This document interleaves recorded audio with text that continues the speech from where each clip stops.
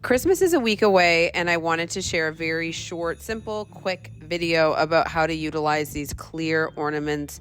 You see them everywhere, craft store, Amazon, different ways to utilize them and make a tablescape, add them to your tree, whatever you like.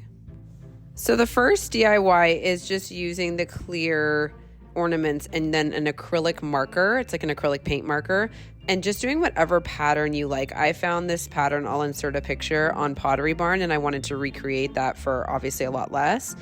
And so I think it turned out really nicely. You could also do it if you don't love the clear look. You could use white.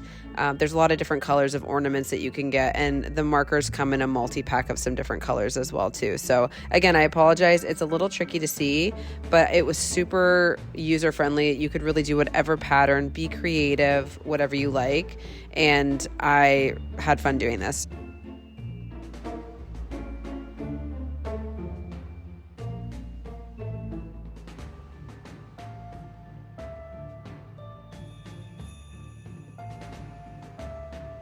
So this next one is trying to achieve a marbled effect. I've seen a bunch of different ways to do this. This to me seemed the easiest. I will say it took me a few times of trial and error to figure this out. The acrylic paint that I purchased was definitely too thick, so that's why I put them in these cups. I had to water down the paint. So I'm using a combination of reds, golds, kind of like a copper color, and then whites. And so I just go in there, you kind of mix them around. You want to just try and work through some of the paint, and then you really just kind of start twisting it and trying to get that marbled effect. However, like I said, you do want relatively runny paint, not too runny. So again, play with it, try and figure out kind of what works for you, but you do want it to move. And it actually used a lot more paint than I expected.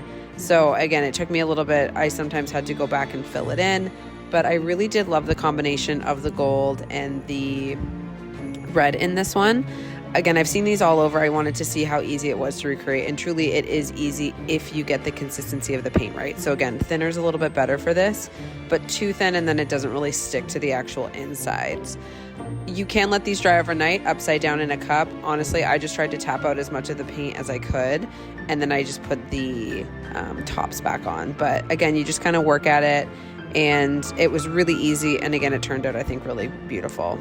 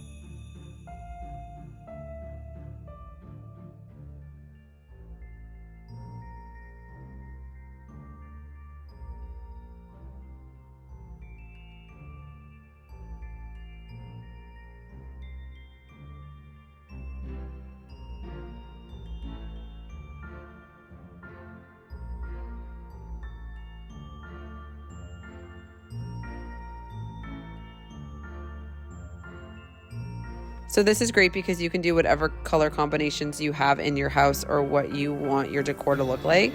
Again, I'm trying to add a little more red this year, so that's why I wanted to do it in an inexpensive way.